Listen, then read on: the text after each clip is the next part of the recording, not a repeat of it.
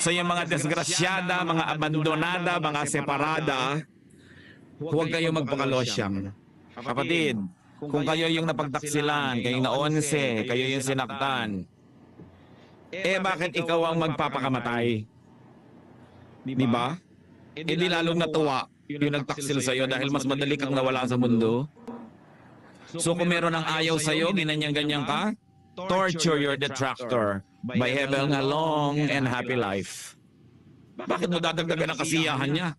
Iniwan ka na nga, binaliwala ka na, nagpakamatay ka pa. Hindi sobra naman siya matagumpay at sobra kang bigo. So kay iniiwan, pinagtataksilan, mag-spa. Baka naman kasi yung paa mo puro kalyo, so magpa-foot spa ka, di ba? Gamitin mo lahat ng technology ng lahat ng lift, no? Labanan mo ang gravity. Sabi nga nila, looking good is the best revenge. Iniwan ka na, tapos makikita ka, buhol-buhol ang buhok mo, may putik. Naging babaeng putik ka dahil lang iniwan ka ng boyfriend. Di lalong sasabihin nung naiwan sa'yo, salamat, iniwan ko siya, tama talaga ako.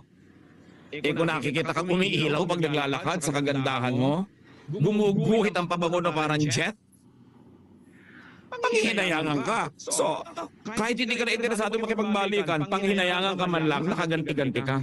So, bakit mo gagawin miserable ang iyong sarili? Kailangan mag-isip-isip ka dyan. Iniwan ka, huwag ka maglasing. Nakakawala yan ng poise. Yung magdadrugs ka, lalaskasin mo ang sarili mo, tapos hindi naman nagtagumpay, nagkapeklat ka pa. So, bakit mo gagawin yun? Pasasayahin mo sila. Dapat kung iniiwan ka, pag nakita ka, pwede mo sabihin, see what you're missing?